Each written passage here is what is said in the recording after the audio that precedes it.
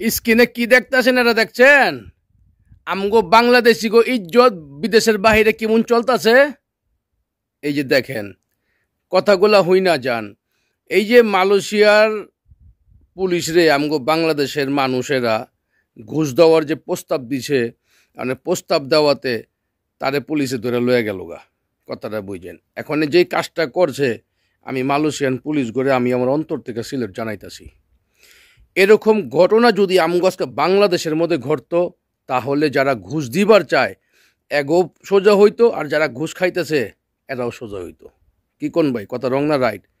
গোটা পৃথিবীতে মোটামুটি এখন মানুষ ঘুষ খাইতেছে, ঘুষ দিতেছে, ঘুষ লইতেছে, চলতেছে গোটা পৃথিবীতেই।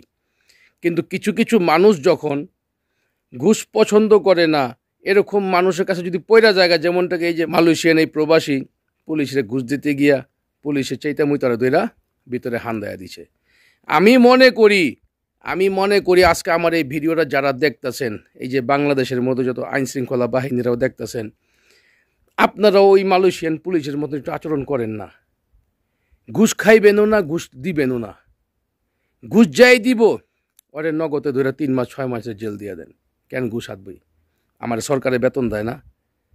আমার কি যত জনগণের ট্যাক্সের টাকা আমাকে বেতন আইতাছে না? আলহামদুলিল্লাহ। ঘুষ খাইয়া খামাখা হুশ নষ্ট করে লাভ আছে আমগো? কী করেন আমার কলিজার ভাইয়েরা? এখন এই যে মালয়েশিয়ার পুলিশ এই যে বাংলাদেশি ভাইরে যে গ্রেফতার করলো বা অ্যারেস্ট করলো, এটা কি রং করছে না রাইট করছে? একটা কমেন্ট করবেন।